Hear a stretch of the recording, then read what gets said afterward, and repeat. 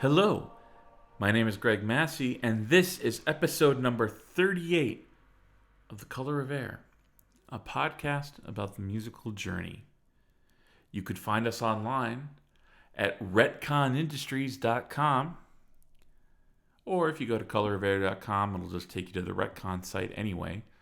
And on retconindustries.com, you can find links to my music with Balicet, my music with Concilium, my Capital Wrestling themes, my soon-to-be started blog, my soon-to-be started video channel.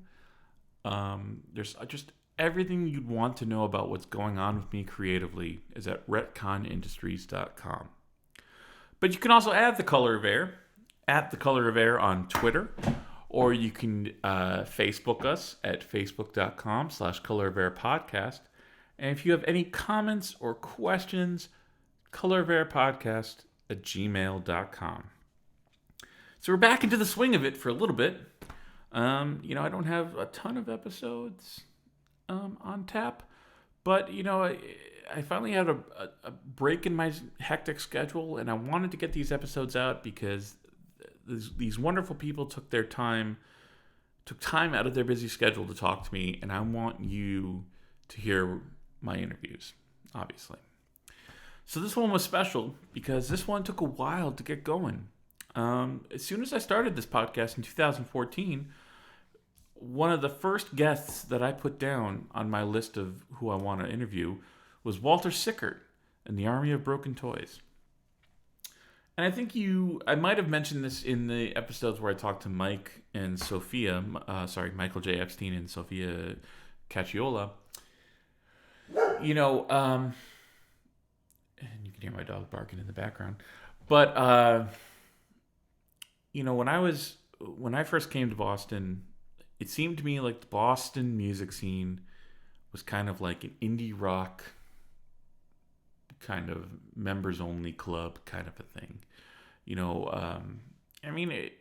It might not have been that. Maybe it was just the way I perceived it. But, the idea of the Boston music scene was not something that seemed like something I could be a part of. And when we were playing in KO. I wouldn't say we were really part of the Boston scene. I don't really think KO kind of flourished in a scene until Toby moved to New York. But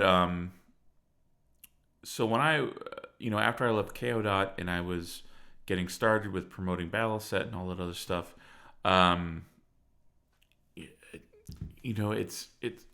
it was kind of an interesting time for me. I didn't know where to start. I didn't know how I wanted to be viewed in the scene. I wasn't sure what to do. I think I mentioned, I met Mike and Sophia through going to these rock and roll socials that were held. But I still didn't really feel a real kinship with anybody in this music scene. But then I started hearing things about a band called Walter Sickert and the Army of Broken Toys. And I can't give you the exact date which they started off the top of my head. I believe I started hearing about them in 2008. So if you're listening, guys, I'm sorry if I'm getting any of the dates wrong. But I just had been hearing about them, and the legend grew. And I was seeing, I saw Edrie Edrie, who's one of the members of the group. I saw her playing with another group, and I saw, she had a wide array of just random toy instruments that she was busting out and using to enhance the performance of the band she was playing with.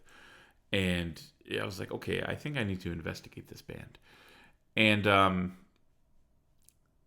by the time I think I started getting into them, Walter Sickert and the Army of Broken Toys expanded from Walter Sickert and Edrie, who I think were the kind of the core members, and they included now, a guitar player named Meth, Jojo, the burlesque poetess on ukulele and flute, TJ on drums, Mike on bass, his last name is eluding me, I'm sorry, Rachel Jason on violin. And and then I noticed they were doing things, and when I say doing things, I don't just mean they were playing shows, they were doing gigs. They were pushing the envelope of what local Boston bands could do. They were playing shows, they were playing albums, or they were recording albums. But then I think what kind of hit the switch in my head that they were something really special that I needed to pay attention to was when I noticed that they got commissioned to do a musical at the I believe it was the ART. And if I'm getting any of this wrong, I apologize. I remember random things from my past, but I don't always remember them accurately. But they had put out that they were doing a Kickstarter for this, and it was called 28 Seeds, and I gladly donated to it. And then I went to go see it, and believe me when I tell you, I was blown away.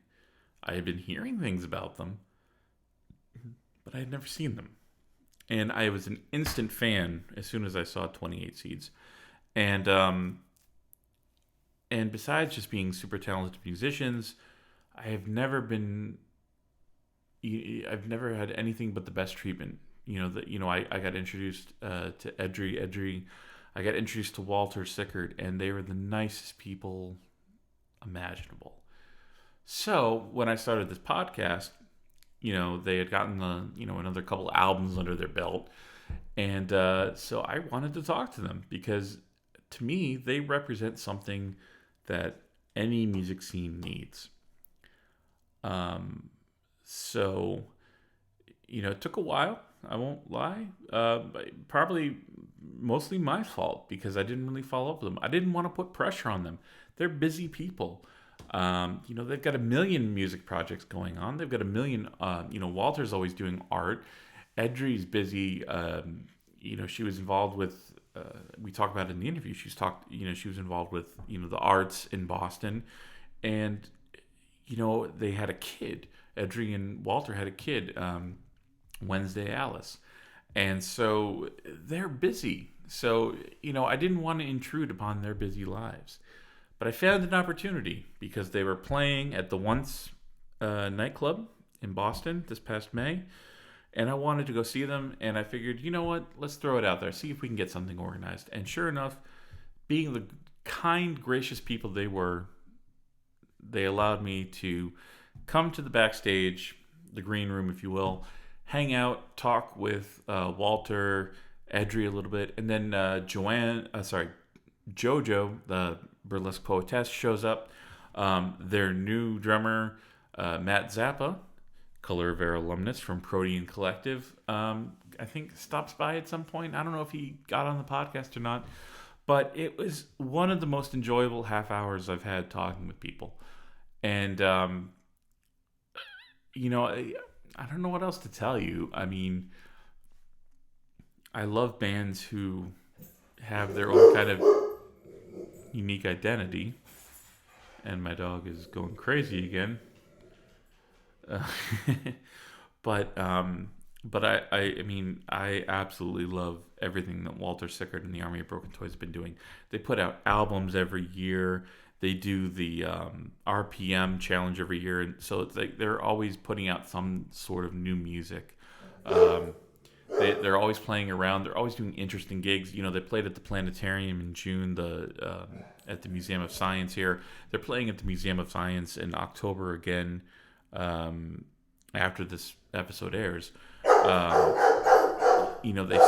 They do live music scores to silent movies, which we talk about.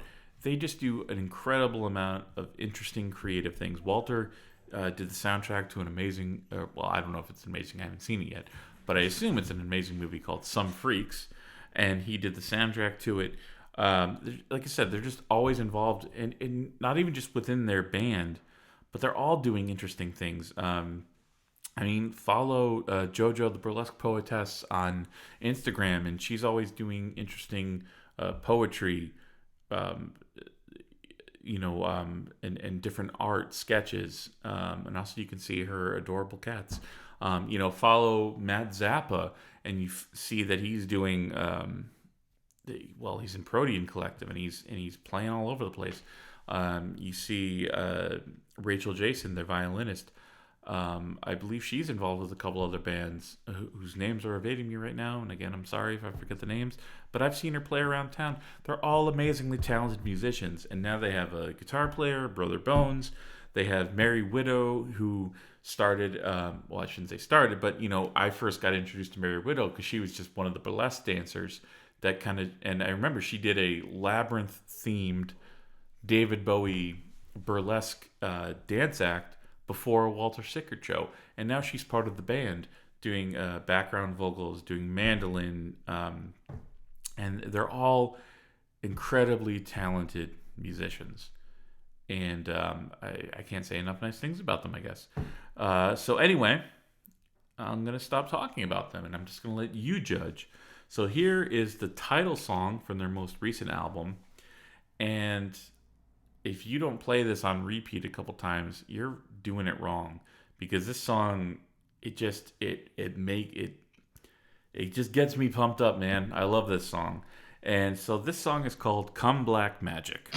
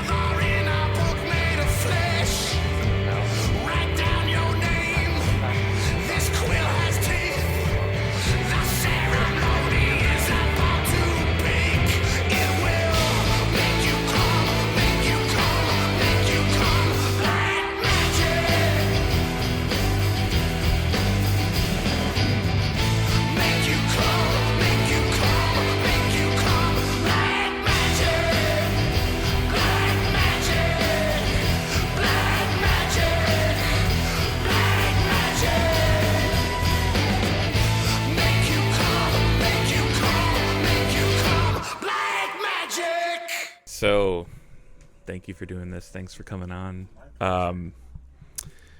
So, I don't want to be like one of those people who starts with your history. And be like, all right, tell me how long you've been at this, and go from, because you know I've seen the band kind of grow and change over the years from the. So now, but I will ask. So when you started off, it was just you and Edrie, right? Yeah, it was just me and Edrie and Edrie, sorry. No, that's fine. I still don't know how to pronounce her name, so I think I'm right when I say Edrie.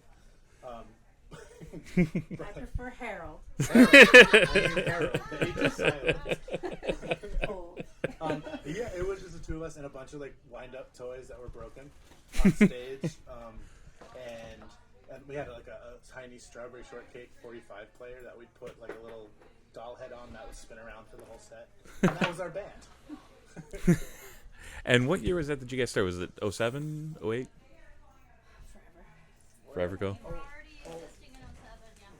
Oh, okay, more than that. Okay. Probably 07. 07 sounds right.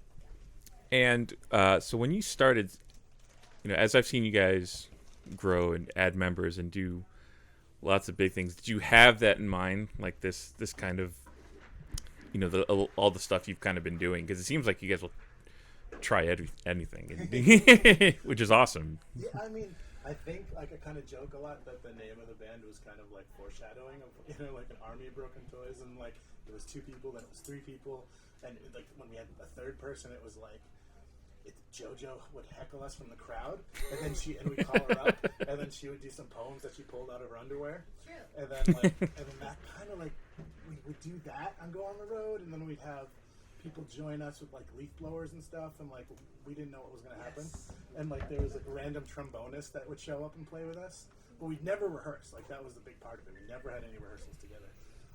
But then one day Jojo bought a ukulele when we were on tour, and then we're like, oh, okay, now she plays ukulele in the band, and so that kind of started up.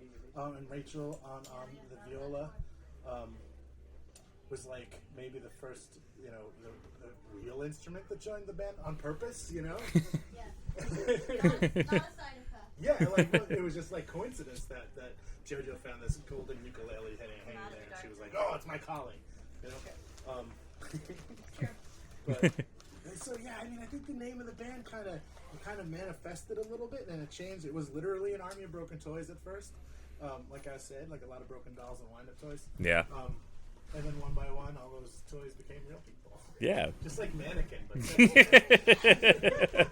I was waxed when I started.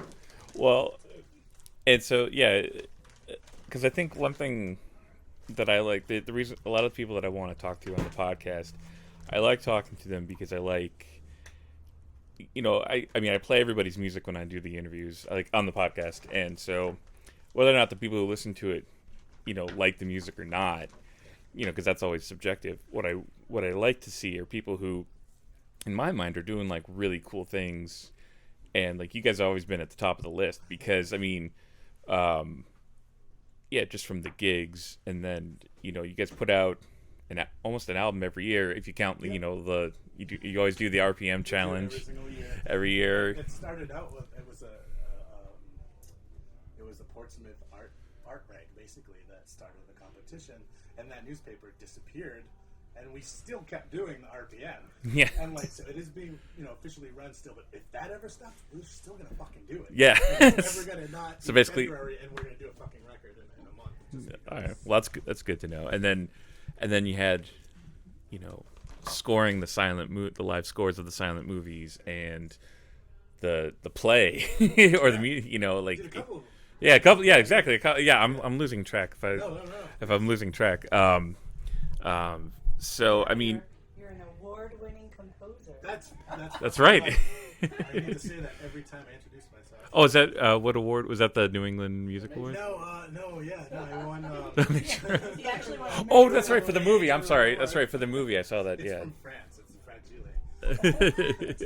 Italian. From France's Coneheads. From France. That is sidetrack. What It's were all we right. talking about? Oh yeah, award-winning composer. Yeah, I scored a movie that I love. The film. It's called Some Freaks. Yep. It's It gets a worldwide release in August. on the big You screen. can legit see it in the theater. And the whole band, like half of the band does like cameo at this party, and like I got to fulfill my dream of being the movie DJ guy in the fucking film. He's like spinning and fucking like he's not really doing shit, but like he looks crazy. So they're like, he's a DJ. That was fun. But I scored that whole thing, And we just took a bunch of awards from the Nashville Film Fest, and one of them was for the score. So.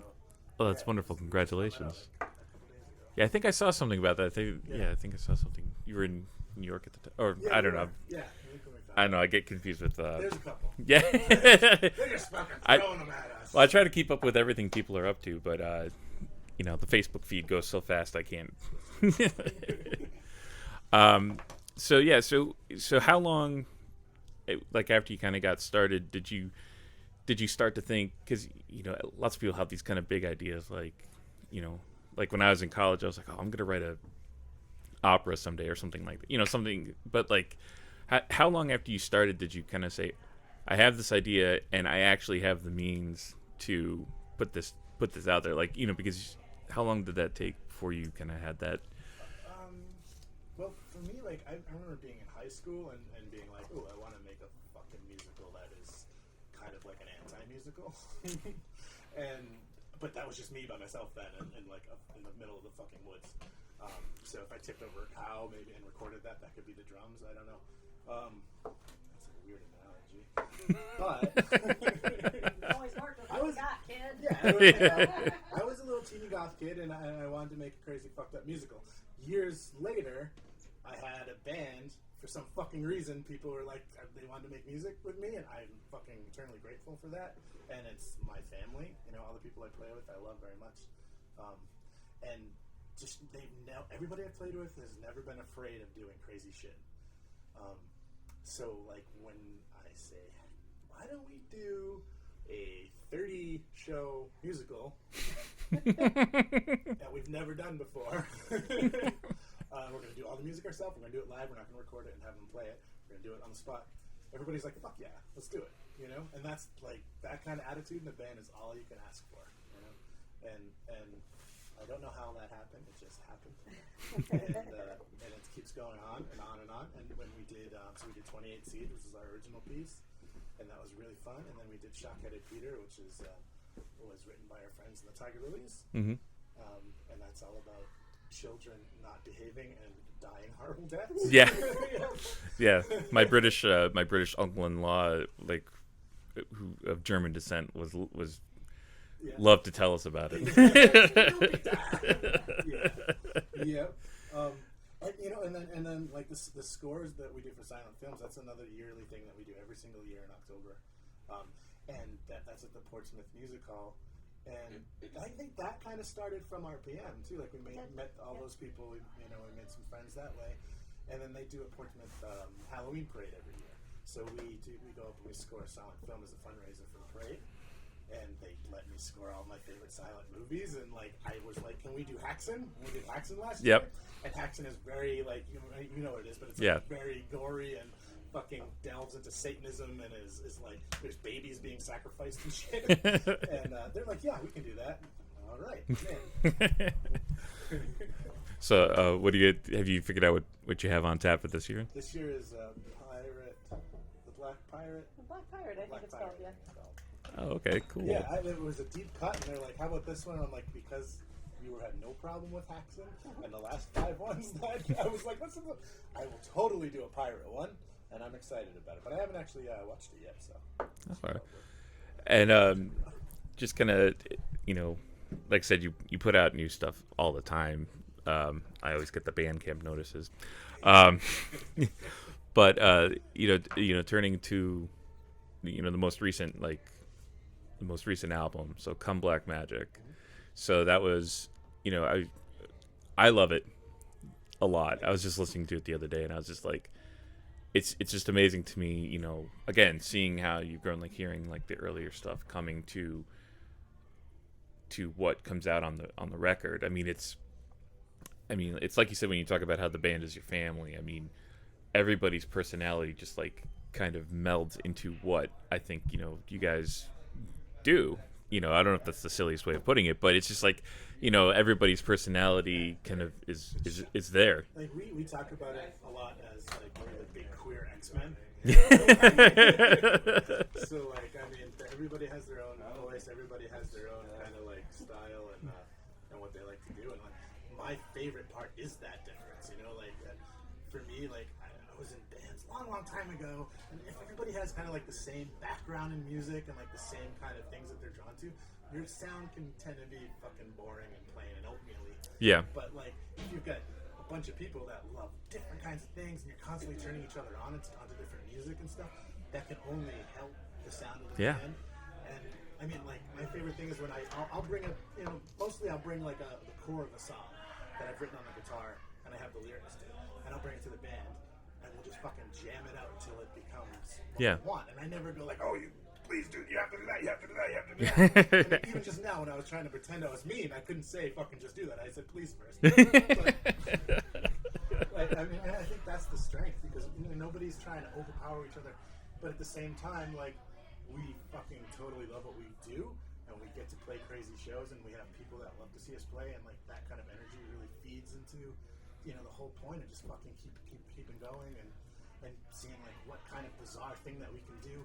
Like I kind of feel like we are based in like a we always have kind of like hooks in our songs, you know. There's that little bit of pop element to it, which is strange for me saying pop.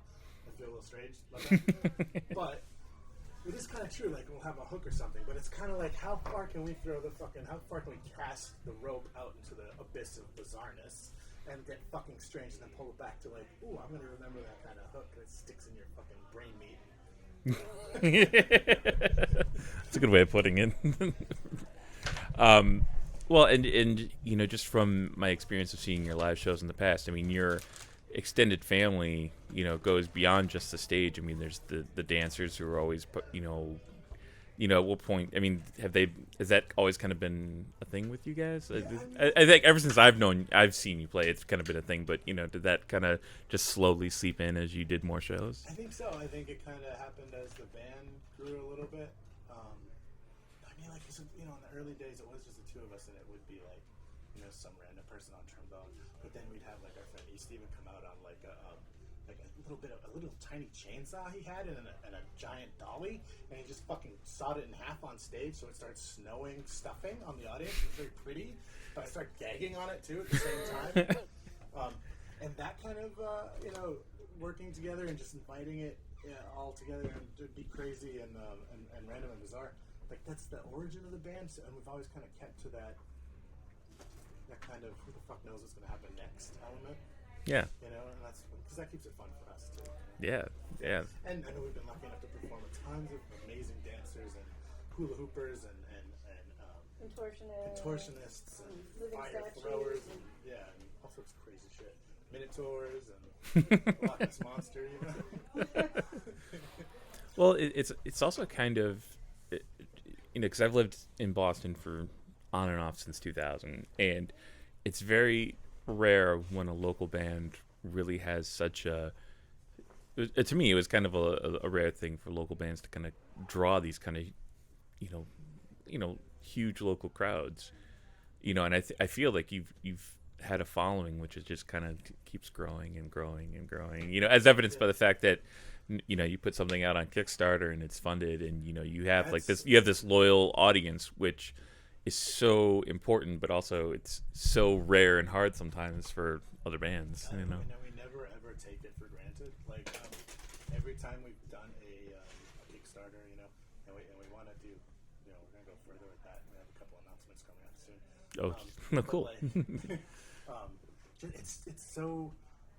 It makes it more like, well, I love when I can fucking back a band, because if I like that music, I want it to exist, but I want to be like part of it. Like I want to get a piece of art that is only going to be made in a limited amount and is only for me, and I get this little, you know, beautiful thing, or I get to be a part of the album. And I mean, like when we put up a Kickstarter and it gets funded, the feeling of like being supported by the community is just fucking.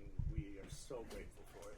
And again, being like a really big fucking weirdo, it's almost surreal that happens. Yeah. You know, I kind of expect that like I'll just wake up and none of this ever really happened, and I'm just like banging my head against a wall in some room singing songs that nobody knows about. That hasn't happened yet.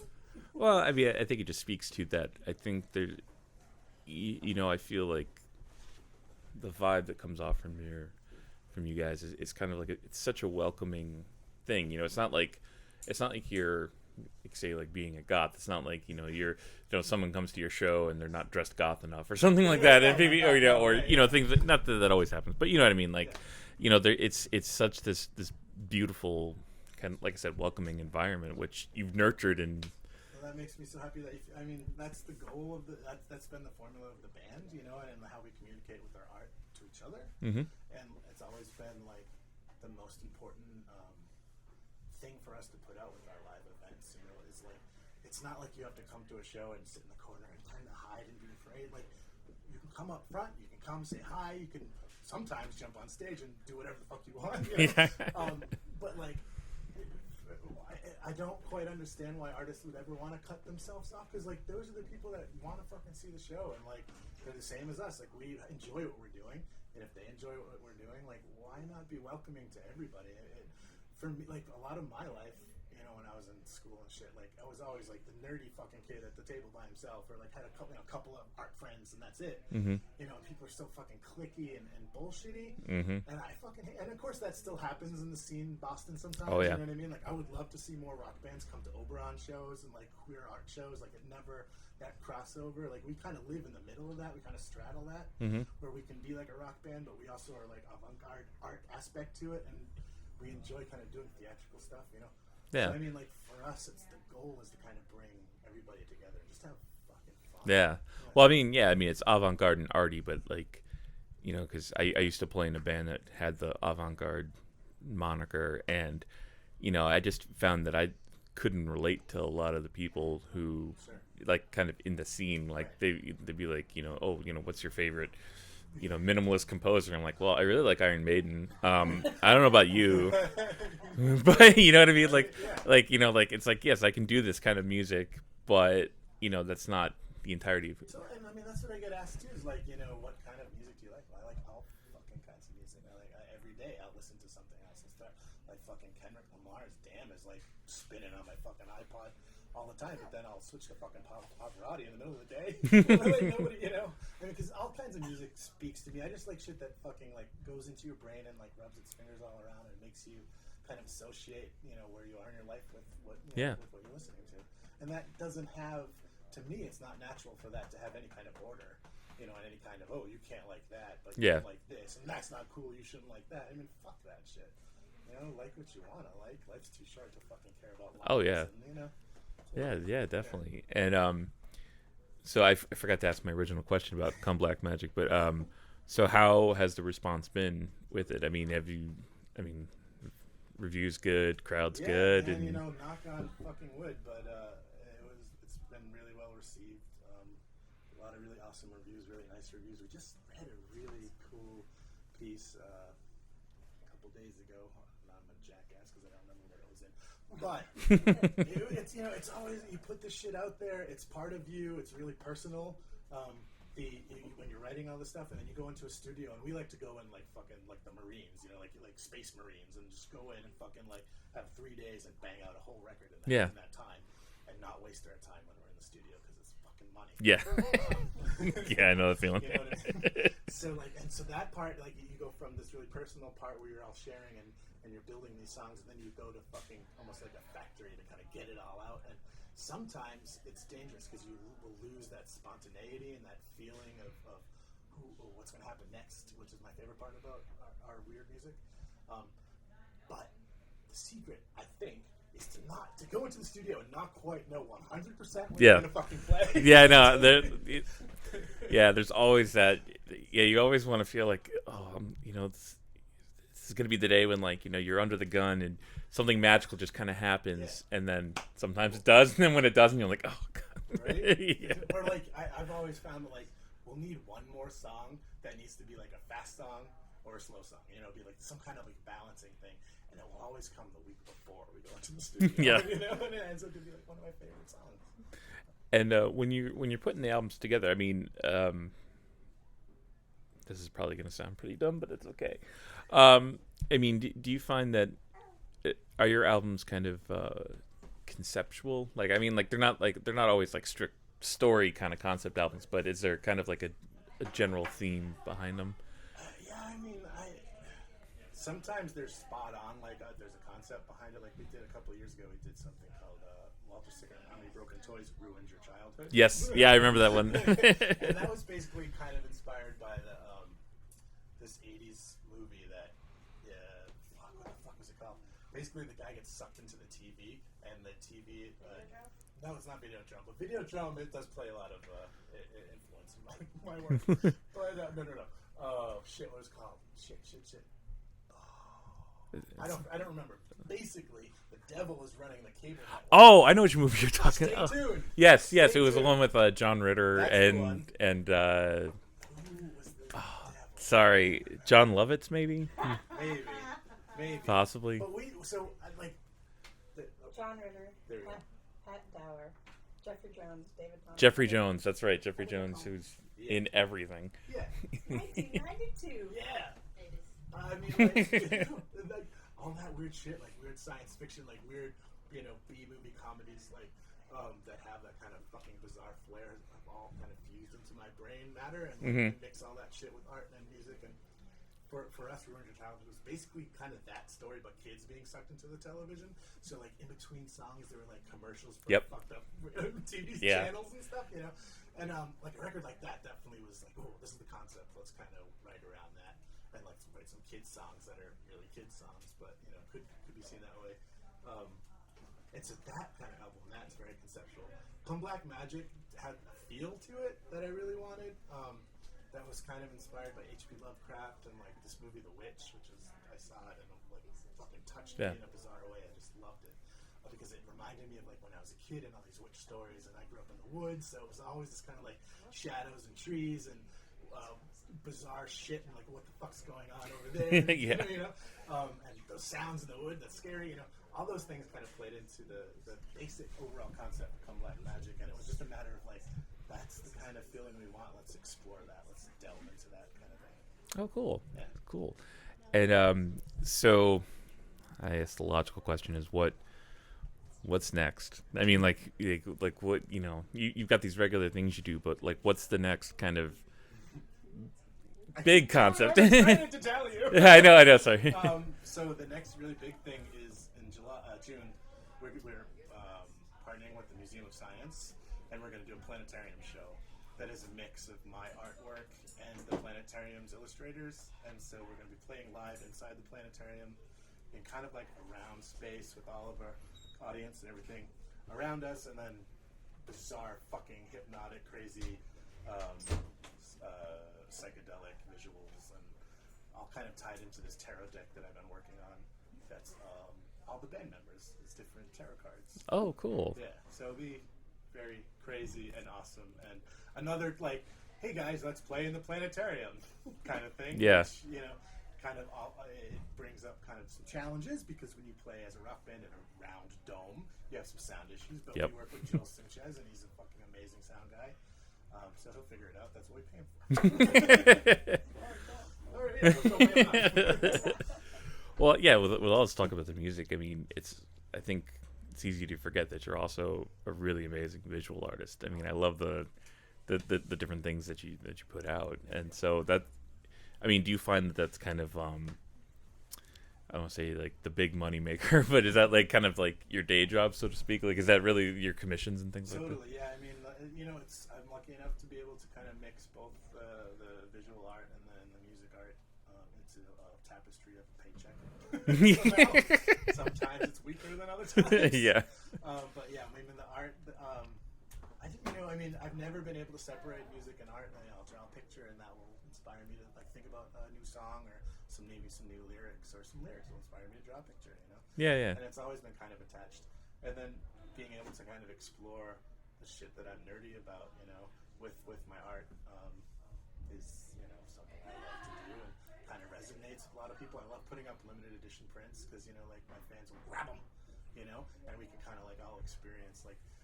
I did like a Furiosa print, like when Mad Max came out, because I was just like, motherfucker, this is amazing. This character needs to be a fucking legend through time. She's a fucking icon. We need more of her. So like, being able to just draw that and like have people that were interested, and hanging that shit on their wall and supportive about me being crazy. I'm always grateful. And so again, I feel like I might just wake up and I'll be in a basement and just tacking pictures to the fucking wall, and nobody will know who I am. I'll just be locked down there. But you know, Yeah, it's it's like that weird. There's that one weird episode in the. I don't know if you guys watched Buffy the Vampire Slayer at all. A little bit, yeah. Yeah, where most there's a. the band has. Yeah. I watch less than everybody.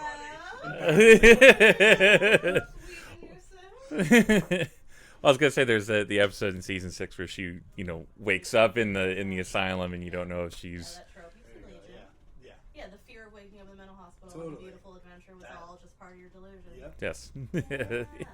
Or like the end of Brazil. Yep. Oh yeah. One other thing I did want to ask, and this is actually probably more geared towards Edrie. I know. Sorry.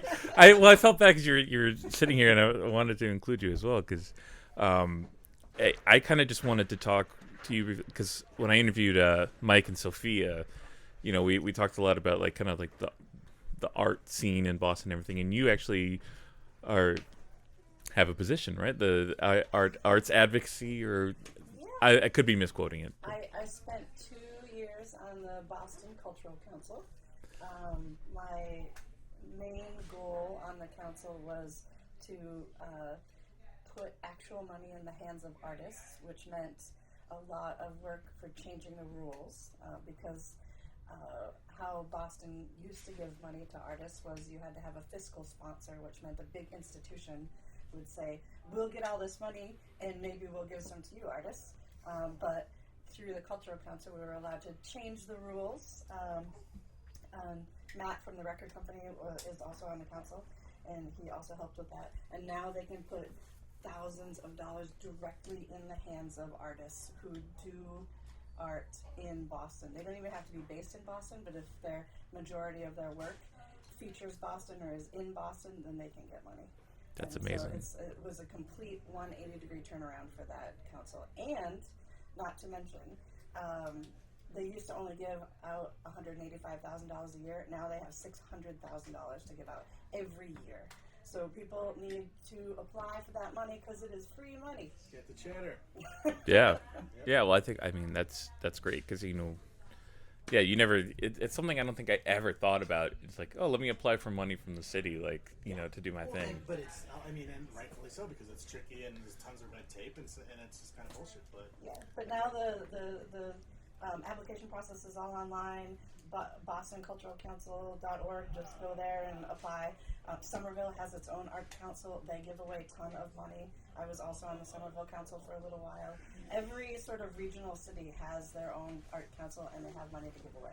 So apply for it. All right, cool. Well, That's thank the you. other thing too. And like we were talking about us being like the big queer X-Men.